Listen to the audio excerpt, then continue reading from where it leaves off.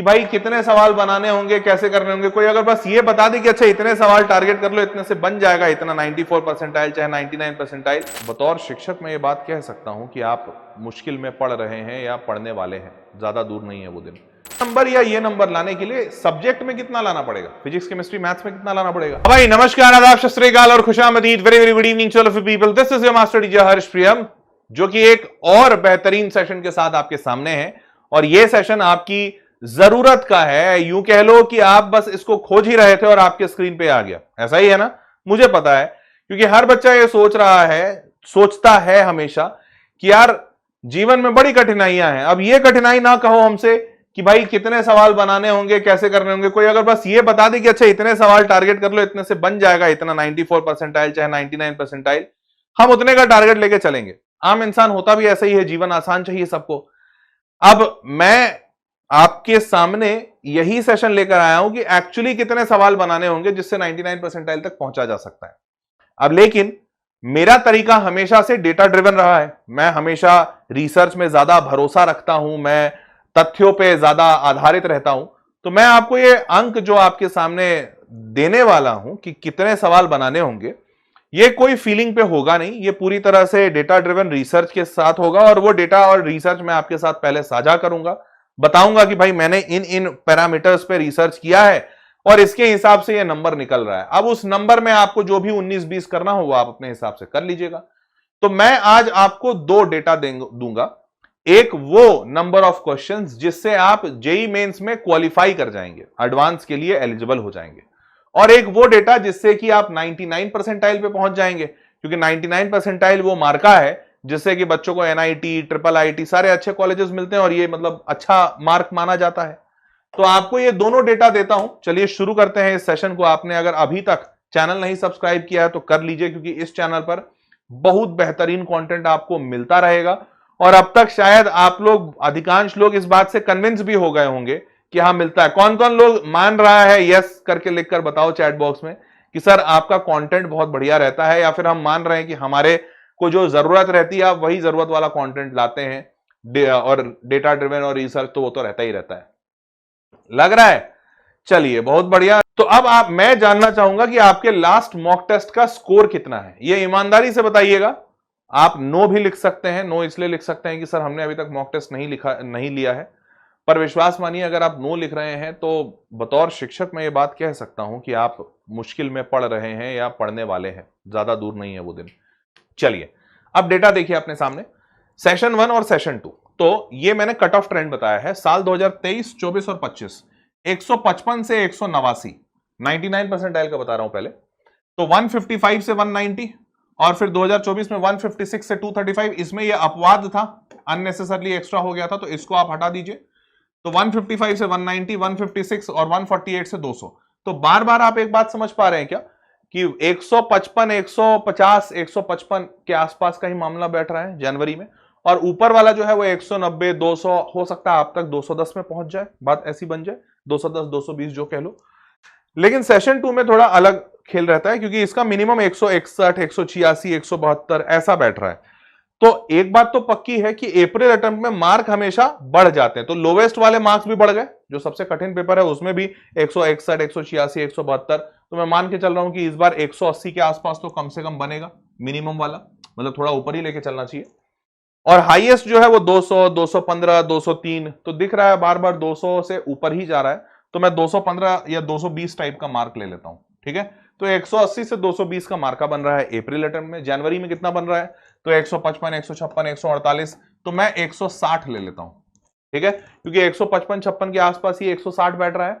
हाँ जी, तो 160 और ऊपर वाला 190 है, यहाँ पे 200 है, ये 210, 15 के आसपास गया था, तो मैं यहाँ पे 215 का मार्का ले लेता हूं।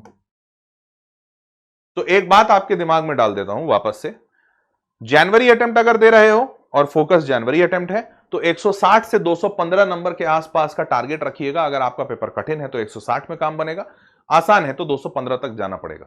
अब सबसे बड़ी बात यह है कि आप जब एग्जामिनेशन दे रहे होंगे तो आपको पता ही नहीं होगा कि आपका पेपर आसान है या कठिन। तो आप क्या मान के चलेंगे, ज्यादा फायदा किसमें है, आप ये मान के चलिए कि आपका पेपर आसान है ताकि ज्यादा से ज्यादा सवाल सॉल्व हों। तो आपको जो टारगेट उठाना है जनवरी अटेम्प्ट में वो 215 नंबर का होना चाहिए, अगर 99 परसेंटाइल सोच रहे हो तो। और अगर अप्रैल अटेम्प्ट की बात करें तो 220 नंबर टाइप का टारगेट उठाइएगा। 220, चलो 5 नंबर और बढ़ाते 225। तो 215 और 225 का टारगेट आपको दे रहा हूं मैं। जनवरी अटेम्प्ट के लिए 215, अप्रैल अटेम्प्ट के लिए 225। इतने नंबर आपको लाने हैं। क्लियर बात? अब आगे बढ़ते हैं। अब ये वाला सेक्शन मैंने इसलिए रखा है, ये वाला सेक्शन इसलिए रखा है कि 94 या 93 परसेंटाइल पे ही कट ऑफ है। पिछले साल भी 93 परसेंटाइल पे था, इस साल भी 93 परसेंटाइल पे था, अब 93.1 इसके आसपास है। तो मैं 93 परसेंटाइल ले लेता हूं, क्योंकि जाहिर सी बात है जो बच्चा 93 परसेंटाइल की तरफ देख रहा है, मतलब वो अभी क्वालिफाई नहीं कर रहा है, उसका पहला टारगेट है क्वालिफाई करना, तो थोड़ा लोअर टारगेट देते हैं उसको। तो 93 परसेंटाइल पे ध्यान दीजिएगा, नजर गड़ाइए। लोवेस्ट 87, 90, 85, तो 87, 90, 85, मतलब मैं 90 के आसपास ले लूं, मिनिमम 90 चाहिए।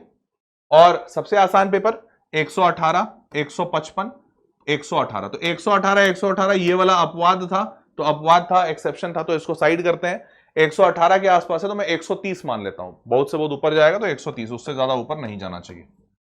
तो 93 परसेंटाइल 90 से 130 जाना चाहिए। 10-10 नंबर बढ़ा लीजिएगा कि आप 94 परसेंटाइल के आसपास आप बैठना चाहेंगे। ठीक है, तो 90 से 130 मैंने बना दिया। सेशन 2 अगर अप्रैल की बात करें तो 93, 94 परसेंटाइल पे 99, 117, 106, तो 117 भी आया है। तो 117 आया है तो मैं मोटा मोटी मान लेता हूं कि 120 के आसपास का टारगेट लीजिए मिनिमम, और मैक्सिमम में क्या लीजिएगा 126, 150, 135, तो 150 तो आपको लेना चाहिए। मतलब ये हालांकि एक्सेप्शन था, अपवाद था, बट ठीक है 150 ले लीजिए। 120 से 150। अब अगेन पेपर आपका कठिन होगा या आसान ये तो आपको नहीं पता, तो आप क्या टारगेट लीजिएगा। तो 93 परसेंटाइल के लिए आपका टारगेट जनवरी अटेम्प्ट में 130 नंबर का होना चाहिए और अप्रैल अटेम्प्ट में 150 नंबर का होना चाहिए। क्या मेरी बात क्लियर है सबको? बोलो हाँ या ना। अब थोड़ा सा नॉइज और कट डाउन करते हैं। अभी जनवरी की बात कर रहे हैं तो अभी जनवरी की बात करते हैं। जनवरी में 99 परसेंटाइल का मार्का 215 पे है। जनवरी में 99 परसेंटाइल का मार्का 215 पे है और 93 परसेंटाइल का मार्का 130 पे है। अब आपको मैंने बता दिया कि आपका मिनिमम से मिनिमम 130 नंबर होना चाहिए अगर आप जनवरी अटेम्प्ट सोच रहे हैं, और आपको बस पास होना है, मतलब जस्ट क्वालिफाई होना है, जस्ट क्वालिफाइड। इससे आपको एनआईटी नहीं मिलेगी। ठीक है, और 215 का मार्का होना है अगर आप 99 परसेंटाइल एम कर रहे हैं। अब आप कहां बैठे हैं उसके हिसाब से अपना टारगेट लीजिए। देखिए एक बात आपको बता देता हूं, अगर आप 90 नंबर ला रहे हैं, 50 नंबर ला रहे हैं, तो ऑब्वियसली आपका पहला टारगेट 130 होना चाहिए, ना कि 215, क्योंकि 50 नंबर ला रहे हो अचानक से ऐसा क्या हो जाएगा कि 215 लाने लगोगे, नहीं हो पाएगा। हाँ, अगर आपको ऑलरेडी 130 आ रहा है, 120 आ रहा है, 150 आ रहा है, तो आपका अगला टारगेट 215 होना चाहिए। ठीक बात। चलिए, अब ये नंबर या ये नंबर लाने के लिए सब्जेक्ट में कितना लाना पड़ेगा, फिजिक्स केमिस्ट्री मैथ्स में कितना लाना पड़ेगा, तो मैंने उसका भी 93 परसेंटाइल और 99 परसेंटाइल दोनों निकाला। तो 93 परसेंटाइल के लिए मैंने सबका निकाला, सारे शिफ्ट वगैरह का। तो इसमें मेरे को फिजिक्स में और केमिस्ट्री में सारे मार्क्स दिख रहे हैं, जैसे 64 नंबर सबसे ज्यादा और 35 नंबर सबसे कम। वैसे ही यहां पे 66 नंबर और 50 नंबर 93 परसेंटाइल का है। ठीक है, वैसे ही केमिस्ट्री में। तो ओवरऑल मैं आपको यहां बता दे रहा हूं कि निकला क्या, डेटा क्या निकला। तो जनवरी अटेम्प्ट में 35 नंबर निकला लोएस्ट, मतलब सबसे कठिन पेपर में 35 नंबर बच्चा लाया था, और हाईएस्ट निकला 64 नंबर। ठीक, केमिस्ट्री में 40 और 53 और 17 और 27 मैथमेटिक्स में। ठीक है, ये आपको बात कर रहा हूं 93 परसेंटाइल ऊपर। तो आपको याद होगा मैंने 130 का मार्का दिया है, याद है 130 का मार्का, हायर वाला साइड। तो हम लोएस्ट साइड छोड़ देते हैं। लोएस्ट साइड क्यों? क्योंकि ये सबसे कठिन पेपर आएगा तब इतना करना है। आसान आया तो, अब आपको एग्जाम में नहीं पता कि आपका कठिन आएगा कि आसान, तो आप यही मानिए ना कि आसान आया आपका पेपर, ताकि आप ज्यादा से ज्यादा स्कोर करें। तो आपको इस पे कॉन्सेंट्रेट करना है। 64 नंबर फिजिक्स में, 53 नंबर केमिस्ट्री में और 27 नंबर मैथमेटिक्स में। कुल मिला के कितना बन रहा है? 30 और 50, 80, 80 और 6, 144। यहां तो ज्यादा ही बन गया, 144 बन गया। चलो, इतना बन रहा है, तो इतना नंबर आपको लाना पड़ेगा जनवरी अटेम्प्ट में, just to get into JEE mains qualify करने के लिए। क्लियर है? अब इसके हिसाब से सवाल कितने डालने होंगे, तो देखो भैया कहां गया मैथ्स। तो सबसे पहले मैथमेटिक्स लिया है। मैथमेटिक्स में 27 नंबर चाहिए। 27 नंबर मतलब 7 चौके 28, नहीं कहा लोएस्ट, ये कैसे कर दिया इन्होंने, 27 है 37 कैसे लिख दिया? अच्छा, ये अप्रैल अटेम्प्ट लिया है, नहीं सॉरी जनवरी अटेम्प्ट होगा। चलो मैं बता दे रहा हूं, यहां ध्यान दो। तो अब नंबर ऑफ क्वेश्चंस की बात, जिसके लिए तुम आए हो इस सेशन में, मैथमेटिक्स में कितने सवाल बनाने होंगे? तो देखो, लोएस्ट वाला नहीं पकड़ेंगे क्योंकि आपका पेपर कठिन आ जाए तो ये आपकी अच्छी किस्मत है, बट आप प्रिपरेशन कीजिए कि आपका पेपर बहुत आसान आया। 27 नंबर लाने हैं। 27 मतलब 7 चौके 28, 7 सवाल सही सही बनाने हैं। कितने? 7। 53 नंबर केमिस्ट्री में कितने? 53। 53 मार्क्स का मतलब होता है 14 चौके 56, 56।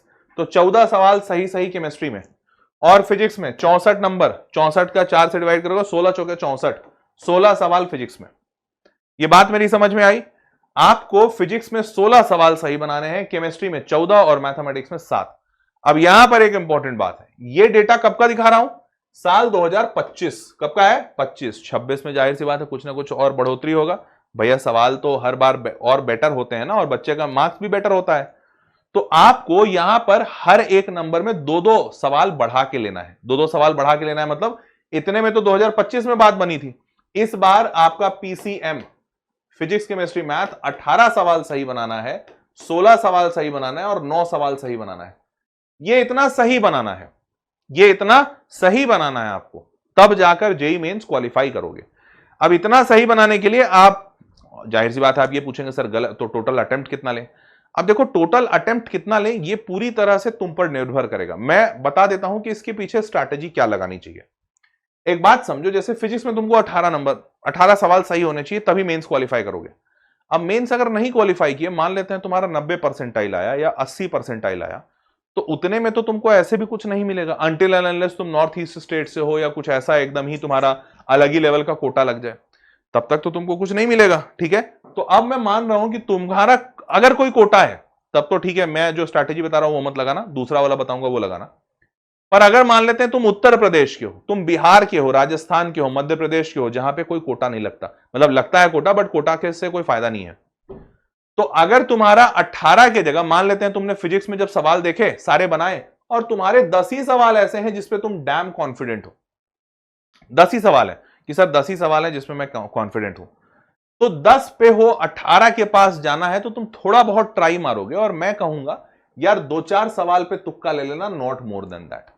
ठीक है, ये तब जब तुम्हारे 10 पे तुम श्योर हो कि हां तुम्हारा सही है, तो मार्क्स फिर भी आसपास बैठेगा। लेकिन इसका विपरीत एक सिचुएशन हो सकता है, मान लेते हैं आप फिजिक्स का पेपर देखे और आप बस 5 सवाल पे डेड श्योर हो कि 5 सवाल ही सही है, उसके बाद बाकी सारे सवाल आपको लग रहा है हो भी सकता है नहीं भी हो सकता है, पता नहीं मारे या नहीं मारे, पता नहीं वाला स्टेट है, तो भैया 18 से 5 बहुत दूर है, तुम आसपास भी नहीं बैठोगे। अब यहां पे क्या करना चाहिए? अब देखो, बर्बाद तो ऐसे भी हो रहे हैं वैसे भी होंगे, तो पूरा ही बर्बाद हो लेते हैं। मतलब मैं अगर आपकी जगह होता, बतौर शिक्षक नहीं बोल रहा हूं यार, बतौर दोस्त बता रहा हूं तुमको ये तरीका, मैं तुम्हारी जगह होता तो मैं अपना पूरा इनिंग खेलता।